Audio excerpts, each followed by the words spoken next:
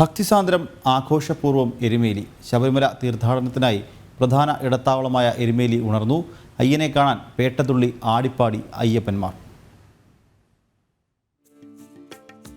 ശബരിമലയുടെ കവാടമാണ് എരുമേലി. ലോകമെമ്പാടുമുള്ള അയ്യപ്പന്മാർ ആദ്യമായി ഒന്നിക്കുന്നതും ഭഗവാന്റെ ശരണമന്ത്രങ്ങൾ ഒന്നിച്ചുയരുന്നതും ഇവിടെ.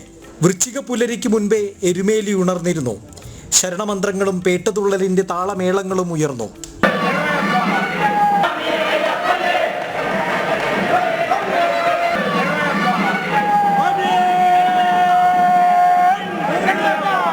എരുമേലി ശ്രീധർമ്മശാസ്താവിനെ കണ്ടു തൊഴുത് പേട്ടതുള്ളലിന്റെ ആഹ്ലാദാരവങ്ങൾ സ്നാനത്തോടെ അവസാനിപ്പിച്ച് വീണ്ടും ധ്യാനനിരതരായി അയ്യപ്പന്മാർ. പൊന്നമ്പലത്തിലെ പൊന്നു ഭഗവാനെ തേടി വീണ്ടും യാത്ര.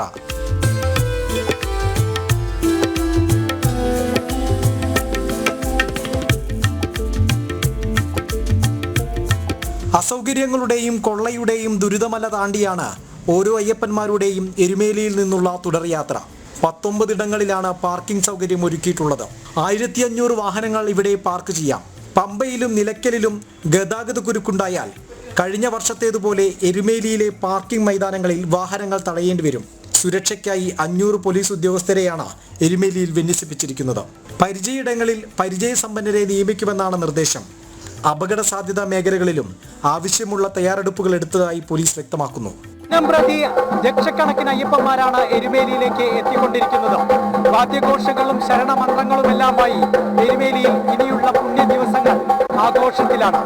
ക്യാമറമാൻ ഹരികൃഷ്ണനൊപ്പം മിഥുൻ അയ്യപ്പൻ, ജനം.